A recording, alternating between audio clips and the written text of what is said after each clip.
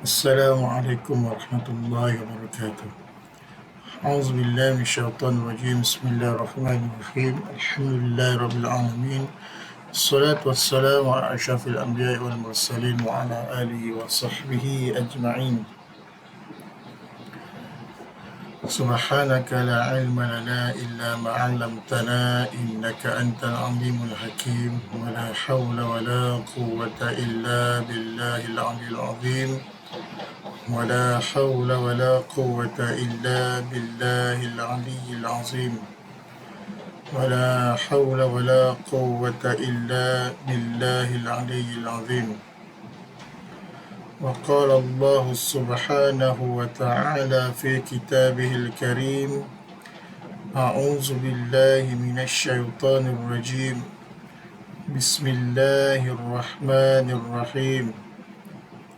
قال رب اشرح لي صدري ويسر لي أمري واحلل عقدة من لساني يفقه قولي.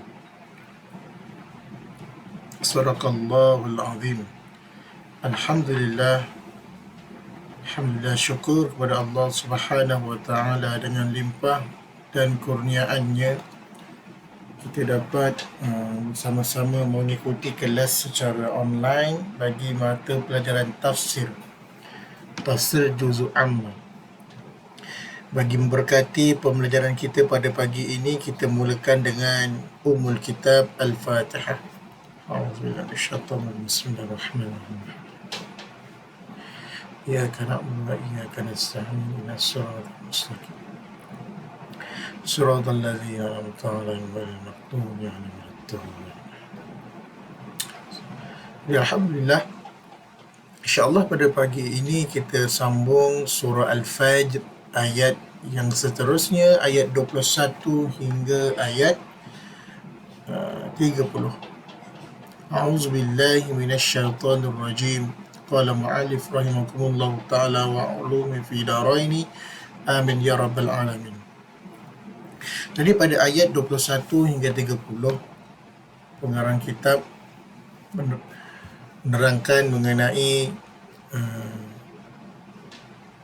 penghabisan surah Al-Fajr ayat 21 hingga 30, yang mana ayat 21 hingga 30 ini mengisahkan ataupun Allah telah menghabarkan berkaitan dengan kejadian alam akhirat, berlakunya alam akhirat nanti, bagaimanakah keadaannya, diceritakan oleh Allah pada ayat 21 hingga 30.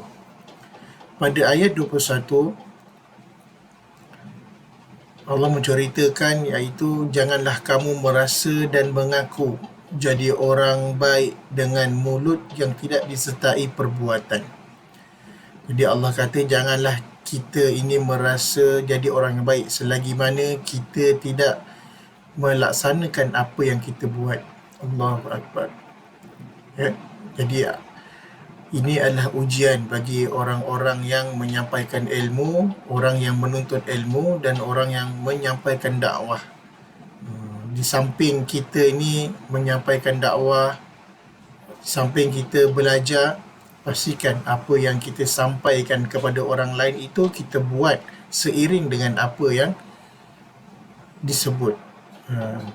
Contohnya sekarang ini alam maya kan, Instagram ada, Facebook ada, kita share macam-macam dekat alam maya. Kita share tentang kebaikan. Jadi apa yang kita share itu perlulah kita laksanakan, jangan kita sekadar share. Begitu juga dalam hidup kita, kalau kita nak mengajak pada orang lain melakukan kebaikan, kita buat sama-sama. Maknanya kita nak buat kebaikan tu kita ajak orang lain, kita buat sama-sama.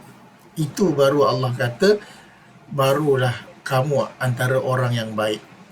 Jangan pula kamu lali ataupun lupa, kamu tidak mempedulikan agama dan petunjuk ilahi, disebabkan kamu dalam kehidupan senang ataupun miskin dan sukar, ataupun kamu dalam keadaan diuji.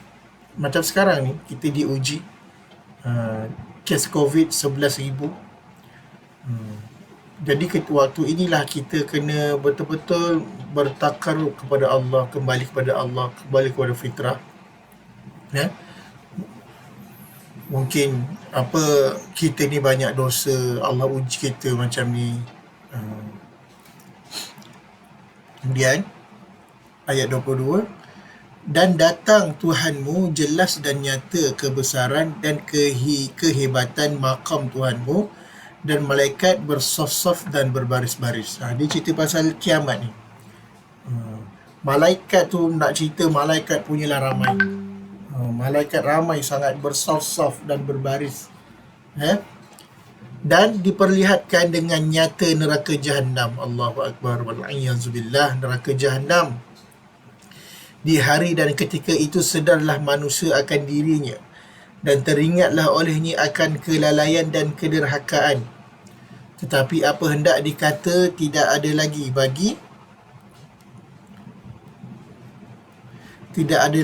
bagi manusia ketika itu waktu untuk memperbaiki keadaan dan nasibnya, sekalipun dia telah ingat dan sedar.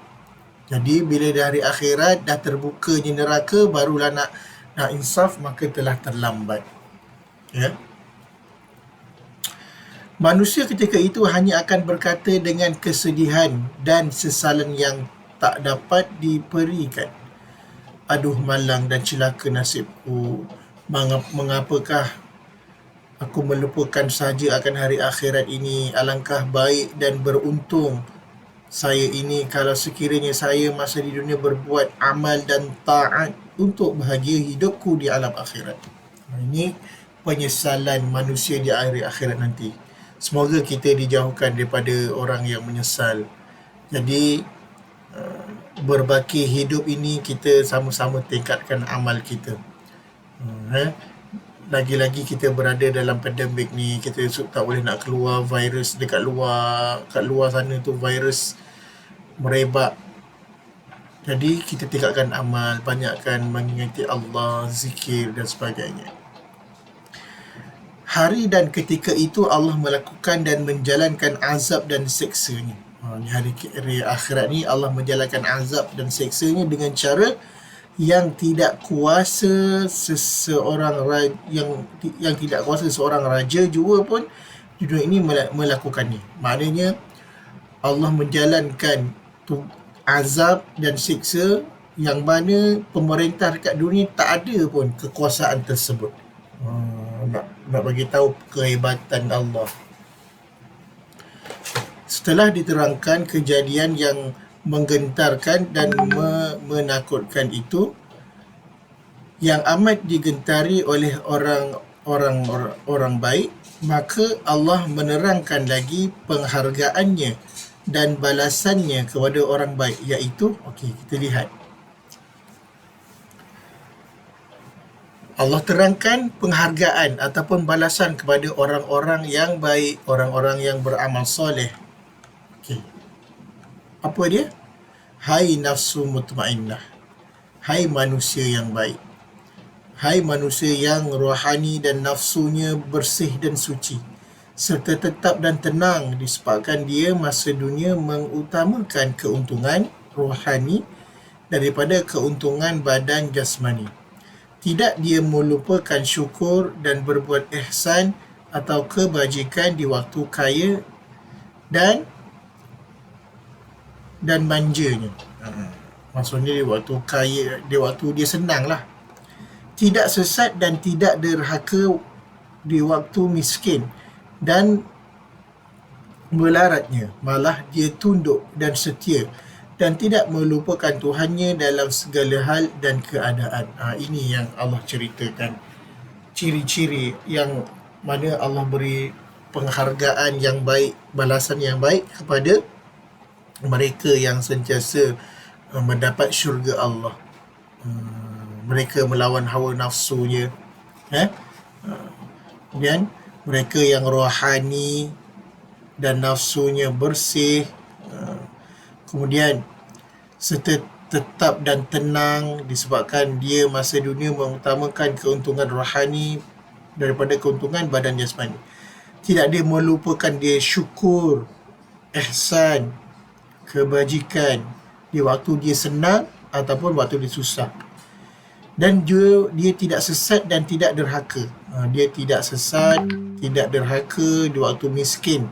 Ini paling bila diuji dengan kemiskinan ni, ini antara ujian. Allah akan uji, Allah akan menyempitkan rezeki seorang itu. Kemudian bagaimanakah sikap seseorang apabila diuji. Bagi mereka yang Allah gambarkan yang mendapat balasan yang baik, apabila mereka diuji dengan kemiskinan, mereka tidak sesat dan tidak derhaka. Makin miskin, makin beribadah, makin beribadah. Malah dia tunduk dan setia. Dia tunduk dan setia dan tidak melupakan Tuhannya dalam segala hal. Itulah dia antara ciri-ciri orang yang dikurniakan, diperolehi ganjaran Allah. Marilah kamu sekalian kembali kepadaku, kepada rahmat dan kesayanganku dengan segala kesukaan hatimu, melihat hasil perbuatanmu lagi beroleh keredaanku. Jadi Allah mengajak, Allah memberi pesanan, peringatan kepada kita supaya kembali kepada Allah, supaya mendapat keredaan Allah dan mendapat hasil perbuatan yang hasilnya mendapat ganjaran kepada Allah, syurga. Dan marilah kamu sekalian masuk di dalam golongan hamba-Ku yang mulia dan hampir kepadaku, disebabkan mereka masa dunia dengan sepenuh hati dan segenap anggota memperhambakan dirinya kepadaku. Kemudian inilah dia, Allah beri pesanan, peringatan, jadilah kita ni golongan yang sentiasa dimuliakan oleh Allah, disebabkan masa dunia dia banyak beramal, dia melaksanakan perintah Allah, meninggalkan larangan Allah. Dan yang terakhir, marilah kamu sekalian masuk ke dalam syurga-Ku. Di situ kamu akan beroleh segala apa jua pun keinginanmu. Kamu akan beroleh di dalam syurga itu apa yang kamu ingini. Sekalipun masa di dunia apa yang kamu ingini itu belum pernah kamu lihat. Masya Allah. Dekat dunia kita tak pernah lihat lagi, belum pernah kamu dengar dan belum pernah terguris di dalam hatimu. Jadi yang mana dalam syurga itu apa yang tak ada di dunia kita akan dapat. Kalau dalam surah apa sebelum ni saya lupa, yang mana orang lelaki ni Allah akan beri Allah akan beri dekat syurga ni nanti seiring dengan, setara dengan kesukaan makhluk. Contohnya, maksudnya fitrah orang lelaki. Orang lelaki fitrahnya akan suka kepada perempuan, manakala perempuan fitrahnya lebih suka kepada perhiasan. Kemudian Allah telah kurniakan kepada orang lelaki ni bidadari dekat syurga. Kalau dekat dunia ni memanglah orang lelaki paling suka dengan perempuan, suka mengorat lah apalah kan. Itu fitrah orang lelaki, dia suka dengan perempuan. Itu sebab di syurga nanti Allah kurniakan ahli syurga ni, yang lelaki dia akan bagi 70 bidadari. Masya Allah, 70 bidadari nak buat apa bang? Yang perempuan ni dia suka perhiasan, suka gelang lah, tapawai lah, apalah kan. Allah kurniakan, Allah bagi kepada dia perhiasan dalam syurga. Apa yang tak ada di dunia dia dapat. Itulah antara kelebihan yang ada dalam syurga. Jadi nak masuk syurga, semua orang nak masuk syurga, tetapi amalan nak masuk syurga tu sukar untuk melaksanakan. Jadi kita kena lawan hawa nafsu kita. Kena lawan hawa nafsu. Tengok antara ciri-ciri yang Allah ceritakan mereka yang mendapat azab daripada ayat 21 hingga 30 tadi. Tengok bagaimanakah ciri-ciri dia. Jadi minta kita menjadikan sepadan kepada kita, minta dijauhkan daripada kita, supaya mudah-mudahan kita semua tergolong dalam golongan yang mendapat keredaan Allah dan akhirnya nanti kita dikurniakan syurga Allah. Jadi cukup setakat ini untuk pembelajaran pada hari ini. Mudah-mudahan pelajar-pelajar semua dipermudahkan dalam menuntut ilmu,